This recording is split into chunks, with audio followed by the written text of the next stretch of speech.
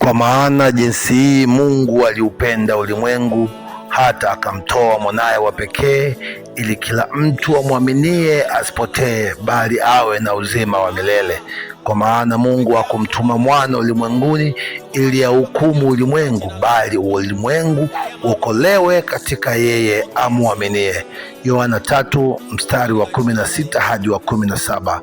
Leo nahitaji kukuuliza, unajua kwa nini Mungu alimtuma Yesu aje duniani? Mungu muumba wa mbingu na nchi alimtuma Yesu duniani aje kuwakomboa wanadamu waliopotea katika shimo la mauti. Wakati huo dunia ikiwa imejaa dhambi na wanadamu wakiwa wako mbali na uso wa Mungu, ndipo Mungu alipoamua kumtuma Yesu Kristo Bwana wetu kuja kufa kwa ajili ya maisha yetu. Sikiliza nikwambie, sio kila aliyemwona Yesu alimkubali kama Mwokozi, na sio kila aliyemwendea Yesu alikuwa amemkubali Yesu. Wengine walimwendea kwa nia ya kumjaribu, na wengine walimwendea kwa nia ya kumfitini. Hivyo ndivyo maisha ya Yesu yalivyokuwa. Wengi ambao aliowajia, hata hao Wayahudi ambao Yesu alikuja kwa ajili yao, hawakumkubali kwa sababu hawakutarajia kuwa atakuja Masihi kipindi hicho, japo vitabu vya mitume na manabii vilikuwa vimekwisha kukubalika na vilikuwa vimekwisha kuandikwa kwamba atakuja Masihi atakayekuja kuwakomboa watu na dhambi zao, kuwatoa katika utawala wa Shetani, utawala wa ajabu, na kuwaweka katika utawala ulio huru. Hivi leo Yesu Kristo huyo ana zaidi ya wafuasi milioni 1,000 ndani ya dunia.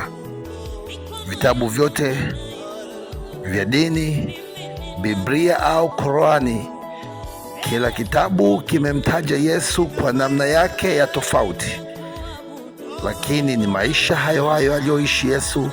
Miujiza ni ile ile aliyoifanya, na watu ni wale wale aliyowahubiria na kuambia kwamba yeye ndiye Mwokozi wa ulimwengu, mfalme wa wanadamu wote.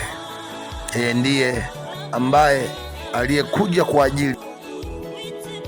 ajili ya dhambi za wanadamu.